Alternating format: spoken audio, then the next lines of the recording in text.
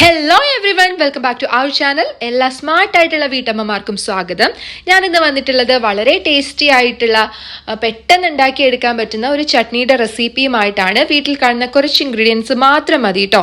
എന്തൊക്കെയാണ് ആ ഇൻഗ്രീഡിയൻസ് എന്ന് നമുക്ക് വേഗം നോക്കാം.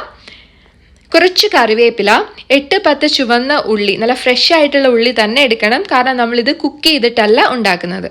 അപ്പോൾ 8-10 നല്ല ഫ്രഷ് ആയിട്ടുള്ള ഉള്ളി എടുക്കുക. കുറച്ച് ഉപ്പ്, നല്ല മധുരവും പുളിയും ഒക്കെയുള്ള വാളംപുളി, കുറച്ച് നേരം ചൂടുവെള്ളത്തിലിട്ട് പിഴിഞ്ഞെടുത്ത പൾപ്പ്, മുളക് പൊടി, അതുപോലെ തന്നെ ആവശ്യത്തിന് വെളിച്ചെണ്ണ. ഇത്ര ഇൻഗ്രീഡിയൻസ് മതി. ഇനി നമുക്ക് മിക്സിയുടെ ചെറിയ ജാർ എടുക്കാം. അതിലേക്ക് നമ്മൾ എടുത്തു വെച്ചിട്ടുള്ള ഉള്ളി ചേർത്ത് കൊടുക്കാം. അതുപോലെ തന്നെ ടേസ്റ്റിന് കുറച്ച് കറിവേപ്പില കൂടി ചേർത്ത് കൊടുക്കാം.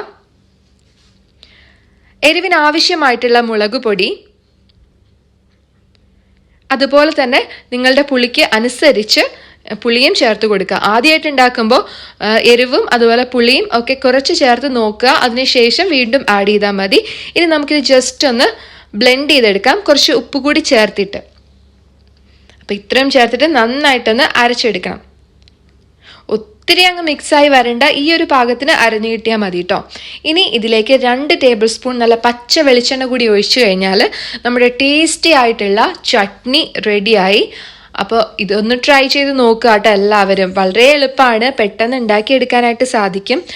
ഇഡ്ഡലിയുടെ കൂടെയും ദോശയുടെ കൂടെയും അതുപോലെ തന്നെ നമ്മുടെ ചോറിൻ്റെ കൂടെയും ഒക്കെ സൈഡ് ഡിഷായിട്ട് കഴിക്കാൻ പറ്റിയൊരു വിഭവമാണ്.